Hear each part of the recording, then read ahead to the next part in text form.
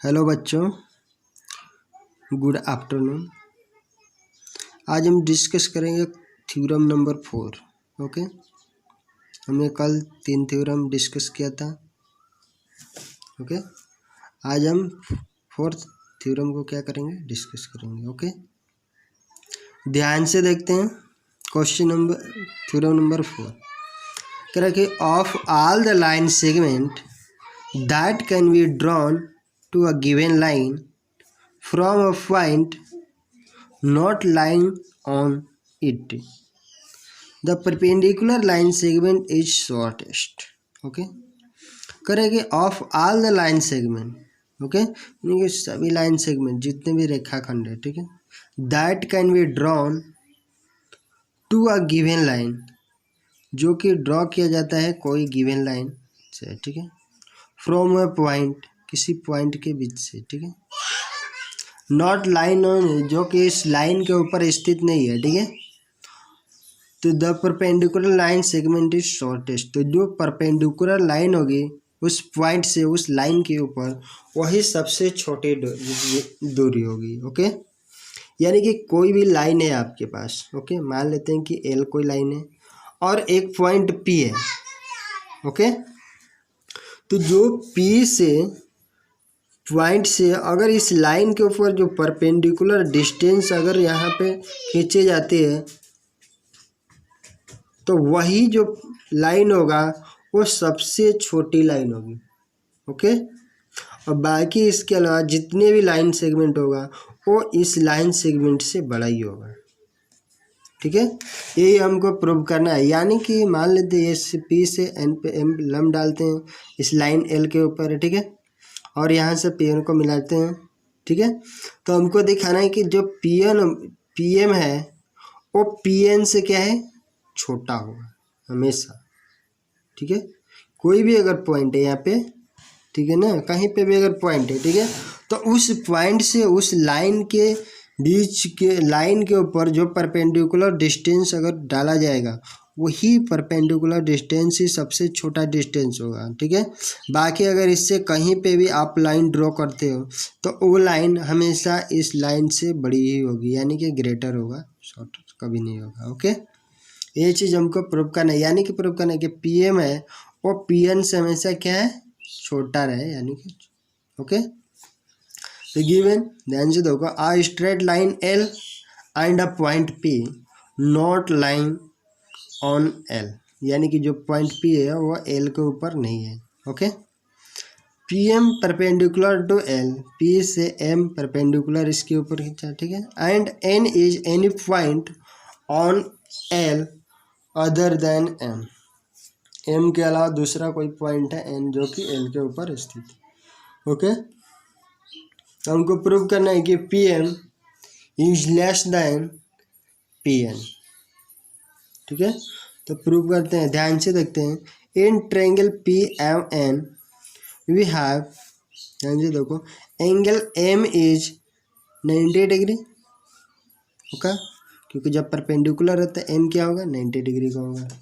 ठीक है, and angle N की बात करें, अगर इस एंगल की बात करते हैं, ठीक है, तो ए जब 90 डिग्री होगा तो 100% ए बी एंगल 90 से छोटा होगा, ए बी एंगल क्या होगा, एंगल पी भी 90 से छोटा होगा और एन भी छोटा होगा।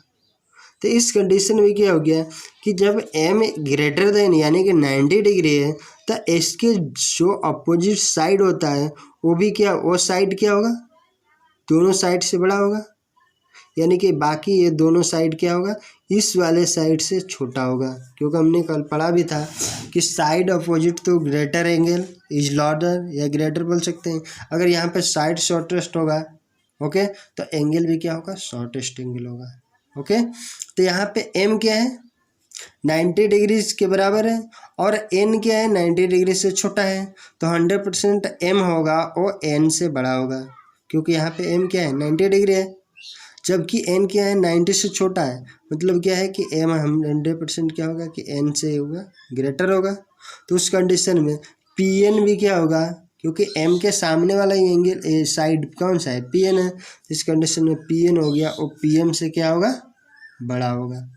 ओके, तो ये लिखा side opposite to greater angle is larger.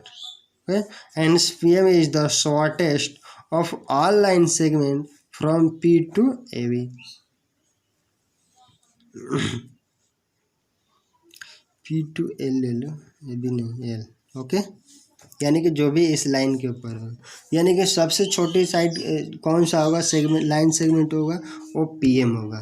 Okay, किसी भी पॉइंट से कहीं पे भी अगर आपको लाइन दिया रहेगा, ठीक है, अगर यहाँ पे कोई पॉइंट P, कोई भी पॉइंट है, ठीक है, तो इस पॉइंट से अगर इस लाइन के ऊपर जो अगर परपेंडिकुलर डिस्टेंस डाला जाएगा, ठीक है, वहीं सबसे शॉर्टेस्ट लाइन होगा, से लाइन सेगमेंट होगा या लाइन होगा. बाकी इधर कहीं पे भी आप यहाँ पे अगर इधर खींचो चाहे इधर खींचो, ठीक है, चाहे यहाँ पे कहीं पे भी डालो खींचो, ठीक है, तो ये हमेशा क्या होगा, इस वाले लाइन से बड़ा ही होगा.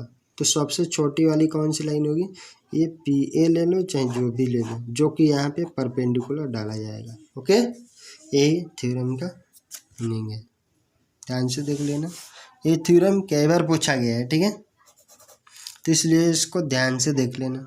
आइए थ्योरम, जो भी 3 थ्योरम कल भी पढ़ाए थे वो भी यूज होगा बाहर, जो भी जहाँ पे भी यहाँ पे पढ़ोगे, ठीक है, जितने भी एग्जाम्पल्स लगाएंगे वहाँ पे सभी थ्योरम यूज, चारों थ्योरम यूज होने वाला है. ठीक है, अगर एंगल शॉर्ट होगा तो साइड भी शॉर्ट होगा, अगर एंगल बड़ा होगा तो उसके सामने वाला जो अपोजिट वाला साइड है वो भी बड़ा होगा. ठीक है, यहाँ पे एक छोटा सा थ्योरम है, ठीक है, थ्योरम नहीं है, ऐसे नोट है, समझ लो. ठीक है, कि distance between a line and a point.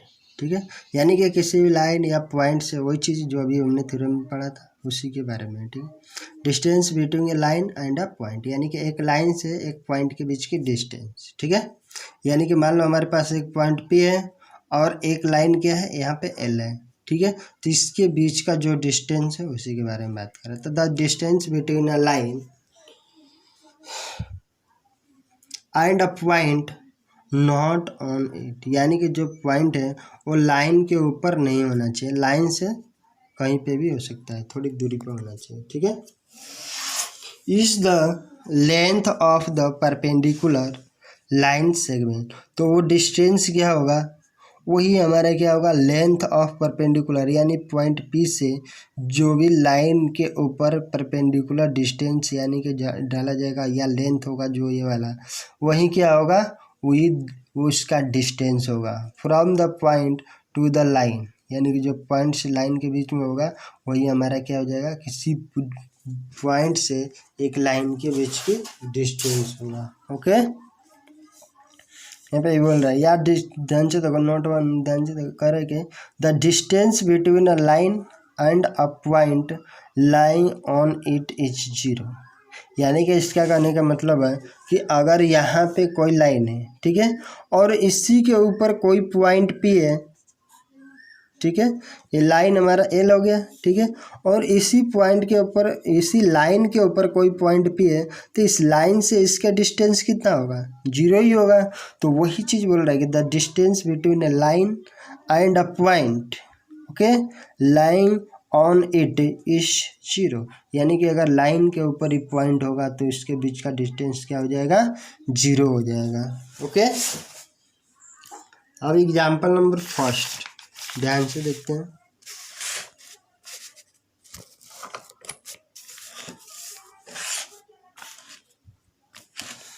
कह रहे कि in a triangle ABC if angle A is 45 degree and angle B equal to 70 degree. Okay, determine the shortest and largest side of the triangle. ठीक है, यानी कि हमारे पास किसी triangle ABC का 2 एंगल दिया हुआ है. ठीक है, तो कह रहे हैं कि सबसे छोटा और सबसे बड़ा साइड क्या हो. ओके, तो हम जानते हैं कि सबसे छोटा वाला साइड होता है वो छोटे वाला एंगल के सामने वाला होता है, और जो बड़ा वाला साइड होता है वो सबसे बड़ा वाला एंगल के सामने वाला होता है. अभी हमने थ्योरम में पढ़ा था 2 ठो. ठीक है, तो सबसे पहले यहाँ पे हमने तीसरा एंगल निकाल लेते हैं. एक 45 डिग्री है, दूसरा 70 होगा, तो तीसरा क्या होगा, 65 होगा, क्योंकि त्रिभुज के तीनों कोण का योग क्या होता है, 180 डिग्री. तो ए 45 है, बी 70 हो गया, तो सी बराबर क्या हो जाएगा 70 40 45 जोड़ के इधर 180 में से घटा दो तो कितना निकलेगा 65 डिग्री। ठीक है, तो अब ध्यान से देखो यहाँ पे ट्रेंगल एबीसी में ए 45 हो गया, ये 65 हो गया, ये क्या हो गया 70 हो गया। तो सबसे बड़ा एंगल वाला कौन सा है 70 डिग्री। तो बी के सामने वाला कौन सा साइड है एसी। तो एसी क्या हो गया हमारा सबसे लॉन्गेस्ट साइड हो गया। एंड छोटा एंगल कौन सा है 45 डिग्री। तो 45 के सामने वाला बीसी या सी बी वो क्या हो गया शॉर्टेस्ट साइड हो गया। ओके, तो since side opposite to the greatest angle is largest and therefore side AC is largest. Same condition.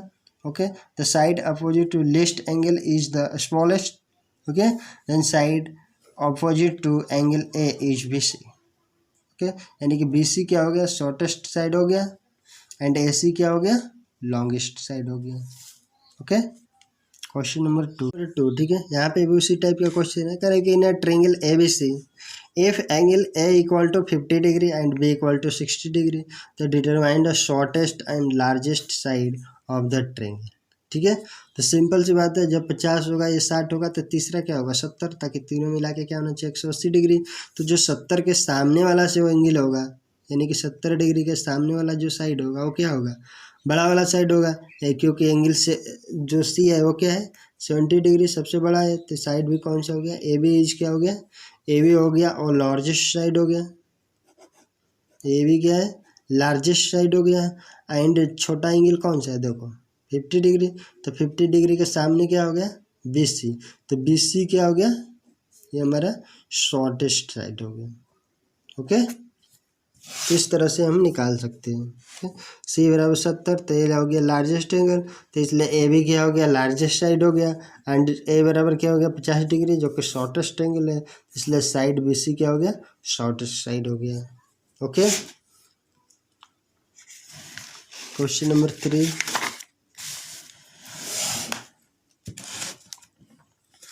कह रहे कि in a figure PQ greater than PR, यानी कि हमारे पास फिगर है PQR एक ट्रेंगल है जिसमें एक पॉइंट ये वाला ये फिगर है हमारे पास जिसमें दिया हुआ है। ध्यान से देखो, पहले फिगर को ध्यान से देखो, ये सिंगल एंगल है यहाँ पे सिंगल है, इसका मतलब ये वाला जो एंगल है इस एंगल के बराबर है।